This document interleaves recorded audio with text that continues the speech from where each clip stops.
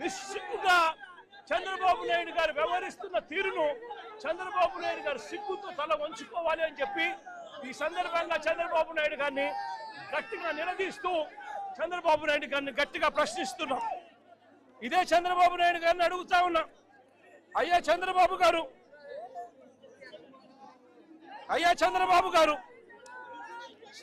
మిమ్మల్ని మీరు చేసే కార్యక్రమాలను నిరసన తెలుపుతూ రేపటి నుంచి నవంబర్ 22 దాకా 22 వరకు గ్రామ వార్డు స్థాయిలో రచ్చబండ అనే కార్యక్రమాన్ని కొనసాగించబోతా ఉన్నాం. వార్డుల్లోనూ గ్రామాల్లోనూ చంద్రబాబు నాయుడు చేస్తా ఉన్న అన్యాయాలను, మెడికల్ కాలేజీలకు సంబంధించి జరుగుతా ఉన్న నష్టాన్ని ప్రజలకు వివరించడమే కాకుండా చంద్రబాబు నాయుడు గారు సూపర్ 6, సూపర్ 7 పేరుతో చేసిన మోసాలను కూడా ప్రజలకు వివరించే కార్యక్రమం ఈ రచ్చబండ ద్వారా చేస్తాం.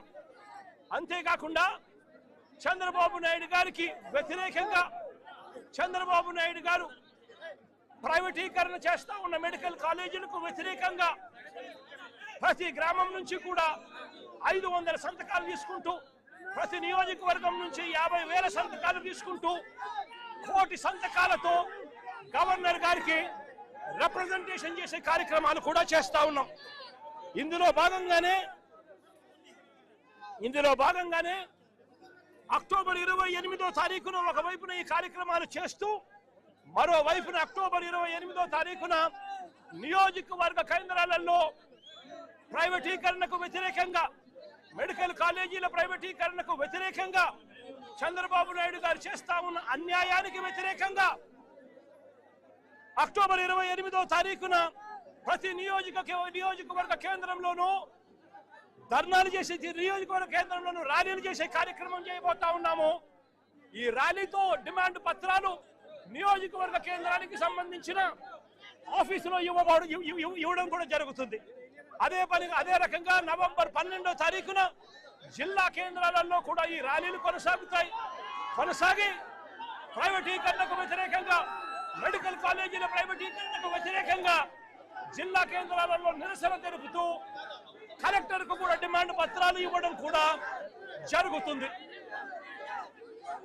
నవంబర్ 23వ తారీఖు వరకు సంతకాల సేకరణన్నీ కూడా చేసి, నవంబర్ 22వ తారీఖు వరకు సంతకాల సేకరణన్నీ కూడా చేసి, నవంబర్ 23వ తారీఖున ఆ 50,000 సంతకాలు ప్రతి నియోజకవర్గం నుంచి బయలుదేరుతాయి. నవంబర్ 23న బయలుదేరి జిల్లా కేంద్రాలకు ఒక్కో నియోజకవర్గం నుంచి 50,000 సంతకాలు నవంబర్ 23వ తారీఖున జిల్లా కేంద్రానికి బయలుదేరుతాయి. ఒక్కొక్క నియోజకవర్గం నుంచి ఆ జిల్లా కేంద్రం నుంచి మర్నాడు నవంబర్ 24వ తారీఖున ప్రతి జిల్లా కేంద్రం నుంచి కూడా లక్షల కొద్ది ప్రజలు సంతకాలు చేసిన చంద్రబాబు నాయుడు గారి ప్రైవేటీకరణకు నిరసన తెలుపుతూ చంద్రబాబు నాయుడు గారికి వ్యతిరేకంగా సంతకాలు చేసిన పత్రాలతో నవంబర్ 24న జిల్లా కేంద్రాల నుంచి విజయవాడకు ప్రతి లారీ కూడా బయలుదేరుతుంది.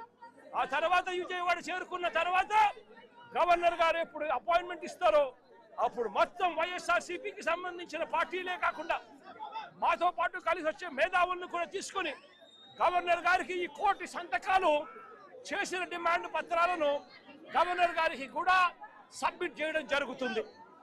నేను అడుగుతా ఉన్నా ఇదే చంద్రబాబు నాయుడు గారిని, అయ్యా చంద్రబాబు, నీకు బుద్ధి జ్ఞానం ఏదైనా ఉండి కొద్దు గొప్ప ఏదో ఉంటే నువ్వు చేస్తా ఉన్న ఈ అన్యాయాన్ని వెనక్కి తిరిగి దిద్దుబాటు చర్యలు తీసుకునే కార్యక్రమం చేపట్టకపోతే తీవ్రమైన పరిణామాలు ఉంటాయని చెప్పి చంద్రబాబు నాయుడు గారికి గట్టిగా నిలదీస్తూ చెప్తా ఉన్నాం. ఇవాళ చంద్రబాబు నాయుడు గారి పరిపాలన ఏ స్థాయిలో ఉంది అని అంటే కురుపం